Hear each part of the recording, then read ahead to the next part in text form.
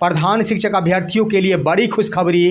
पहले बनिए विद्यालय प्रधान और फिर बनिए विशिष्ट शिक्षक। साथ ही विलंब से आने वाले शिक्षकों पर शिक्षा विभाग अब करेगी कार्रवाई। नमस्कार और आदाब आप तमाम दर्शक बंधुओं को, मैं हूं एसके चौधरी। दोस्तों, हमने कहा था कि पहले होगी प्रधान शिक्षकों की बहाली, उसके बाद होगी विशिष्ट शिक्षकों की बहाली, और हमारी ये खबर बिल्कुल सत्य साबित होती दिख रही है, क्योंकि इसके संबंध में शिक्षा विभाग ने तमाम जिला शिक्षा पदाधिकारियों को एक अहम पत्र जारी कर दिया है। आखिर क्या पत्र जारी किया है, इससे पहले कि इस पर हम विस्तार पूर्वक चर्चा करें, अगर आपने अभी तक हमारे इस चैनल सुसत्य वचन को सब्सक्राइब नहीं किए हैं तो कृपया अभी सब्सक्राइब कर लेंगे।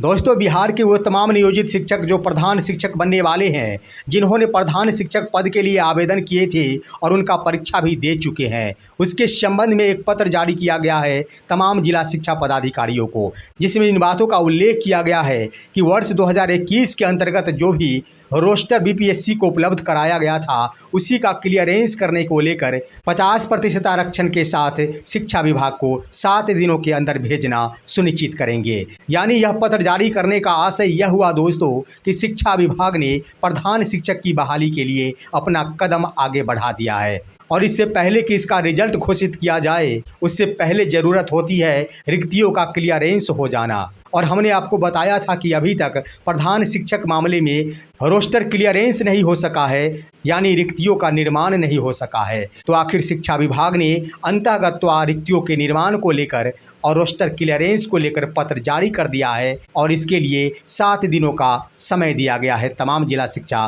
पदाधिकारियों को। इन बातों से स्पष्ट हो चुका है कि निश्चित रूप से अगस्त महीने में ही प्रधान शिक्षक बहाली संबंधी परीक्षा का रिजल्ट घोषित कर दिया जाएगा और सितंबर माह से इनकी नियुक्ति संबंधी कार्य को आगे बढ़ा दिया जाएगा। वहीं इसकी तुलना में अगर विशिष्ट शिक्षक की बातें कही जाए तो विशिष्ट शिक्षक बनने में अभी ढेर सारी प्रक्रियाएं बाकी है। आप सभी अवगत हो चुके हैं कि इन दिनों सक्षमता उत्तीर्ण शिक्षकों की काउंसलिंग की भी प्रक्रिया जारी है, और यह प्रक्रिया इतनी धीमी चल रही है जो सितंबर महीने तक भी चलने की पूरी आशा है। दोस्तों, इसके अंतर्गत स्लॉटों के बारे में अगर कहा जाए तो ऑनलाइन भी तमाम शिक्षक अपने स्लॉट को देख रहे हैं, और जो वर्तमान खबर आई है उसके अनुसार 2 सितंबर तक का भी स्लॉट निर्धारित कर दिया गया है, लेकिन सभी के सभी शिक्षकों का अभी भी स्लॉट निर्धारित नहीं किया गया है। अभी भी ढेर सारे शिक्षक हैं जहां 1 to 5 कोटि के एक भी शिक्षकों का स्लॉट का निर्धारित नहीं हुआ है। वहीं शिक्षकों के स्लॉट का निर्धारण 2 सितंबर तक आगे बढ़ गया है। निश्चित है कि जब 1 to 5 कोटि के शिक्षकों का स्लॉट का निर्धारण होगा, यह तिथि और भी आगे बढ़ती जाएगी और पूरे सितंबर माह तक चलती रहेगी। ये तो काउंसलिंग की प्रक्रिया हुई दोस्तों। इसके बाद भी 23 अगस्त को सक्षमता 2 का आयोजन है, इसमें भी अभ्यर्थी बैठेंगे, इसके भी रिजल्ट प्रकाशित किए जाएंगे और उनकी भी काउंसलिंग की प्रक्रिया संपन्न कराई जाएगी। उसका भी स्लॉट का निर्धारण होगा। तो इन बिंदुओं से स्पष्ट हो चुका है तो अक्टूबर, नवंबर, दिसंबर यानी पूरा 2024 शिक्षकों के काउंसलिंग और प्रमाण पत्रों के वेरिफिकेशन में ही चले जाएंगे। वहीं प्रधान शिक्षक की बातें कही जाए तो ज्यों ही अगस्त माह में इसका रिजल्ट का प्रकाशन किया जाएगा, तत्क्षण ही तमाम अभ्यर्थियों की काउंसलिंग की प्रक्रिया की शुरुआत कर दी जाएगी। इसके लिए सबसे बड़ी बात हम बता दें दोस्तों कि बीपीएससी टीआरई 3 से पहले प्रधान शिक्षक बहाली संबंधी परीक्षा का रिजल्ट घोषित किया जाएगा। इसका कारण ये है कि अभी तक बीपीएससी टीआरई 3 संबंधी आंसर की जारी नहीं किया गया है।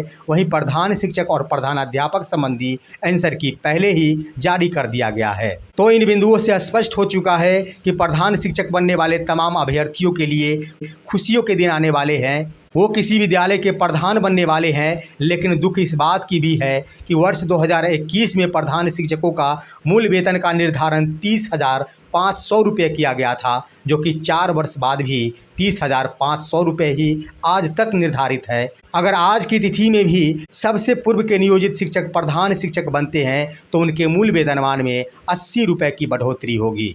तो एक तरफ जहां खुशी मिल रही है तो दूसरे तरफ वेतनमान को देखकर थोड़ी सी मायूसी भी शिक्षकों के मन में जरूर समा जाती है। लेकिन सरकार और शिक्षा विभाग निश्चित रूप से इस पर गंभीरतापूर्वक विचार करेगी, क्योंकि प्रधान शिक्षकों के लिए 30,500 रुपये बेसिक पे का निर्धारण आज से 4 वर्ष पूर्व 2021 में ही हो गई थी। वहीं दोस्तों, शिक्षा विभाग के अंतर्गत एक और भी खबर सामने आ रही है, जिसके अंतर्गत ऑनलाइन अटेंडेंस के मामले में लगातार विलंब से अटेंडेंस बनाने वाले शिक्षकों के ऊपर कार्रवाई करने की बात आई है और इसके संबंध में एक पत्र भी जारी किया गया है, जो पत्र बांका जिले से संबंधित है। इसके संबंध में बांका जिला शिक्षा कार्यालय की ओर से यह पत्र तमाम प्रखंड शिक्षा पदाधिकारी को प्रेषित किया गया है, जिसमें इस बात का उल्लेख किया गया है कि बार बार दिशा निर्देश दिए जाने के बाद ही शिक्षकों से ऑनलाइन अटेंडेंस बनवाने की प्रक्रिया अपनाई जाती है, जो कि बहुत ही खेदजनक है। इस पत्र में 100% ऑनलाइन अटेंडेंस बनाने की बातों के साथ साथ यह भी उल्लेख किया गया है कि यह भी सामने प्रतीत होता है कि कई सारे शिक्षक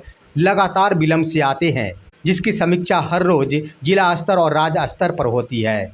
इसलिए तमाम शिक्षा पदाधिकारियों को यह निर्देश दिया जाता है कि वो ऐसे विद्यालयों का निरीक्षण करें जहां के शिक्षक लगातार विलंब से आते हैं और ऑनलाइन अटेंडेंस बनाते हैं। ऐसे तमाम शिक्षकों को चिन्हित करते हुए उन पर कार्रवाई करना भी सुनिश्चित करें। यानी एक तरफ ACS डॉक्टर एस सिद्धार्थ ने जहां तमाम शिक्षकों को 3 महीनों तक ऑनलाइन अटेंडेंस के मामले में राहत देने की बात कही थी, वहीं अब जिला शिक्षा पदाधिकारियों द्वारा और जिला कार्यक्रम पदाधिकारियों द्वारा उनकी बातों की अवहेलना की जा रही है और अपनी नीति चलाई जा रही है।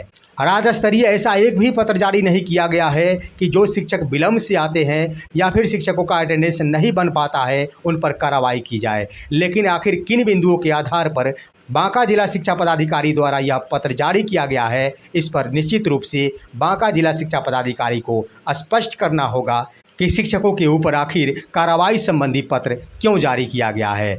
क्योंकि एक तरफ ACS डॉक्टर एस सिद्धार्थ द्वारा यह बातें कही जाती है कि किसी भी सूरत में शिक्षक कार्रवाई के भागीदार नहीं होंगे, बल्कि उन्हें दूसरे रूपों में दंडित किया जा सकता है। और उसके बाद भी 3 महीनों तक तमाम शिक्षकों को जब राहत प्रदान की गई है तो कार्रवाई संबंधी पत्र जारी करना यह बिल्कुल ही निराधार साबित होता है और ACS को चुनौती देना साबित होता है। वहीं दोस्तों, ऑनलाइन अटेंडेंस के बारे में कहा जाए तो एक बड़ी खबर ये भी आ रही है कि ई-शिक्षा कोष ऐप को नए वर्जन में लाया जा रहा है और यह 16 अगस्त 2024 से प्रभावी माने जाएंगे। इसके अंतर्गत स्कूल इन और स्कूल आउट दोनों ही समय में शिक्षकों को अपना तस्वीर अपलोड करना होगा और ऑनलाइन अटेंडेंस की प्रक्रिया को संपादित करना होगा।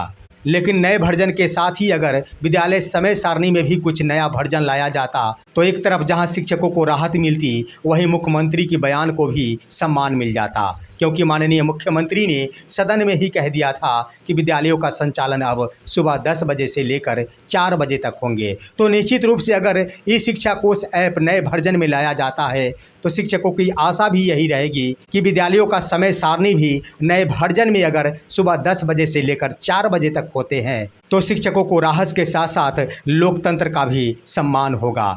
फिलहाल आज की खबर बस इतना ही। आप सभी हमारे इस वीडियो को लाइक करते हुए तमाम दोस्तों के पास शेयर कीजिए और अब दीजिए अपने ही दोस्त SK चौधरी को इजाज़त। जय हिंद, जय भारत।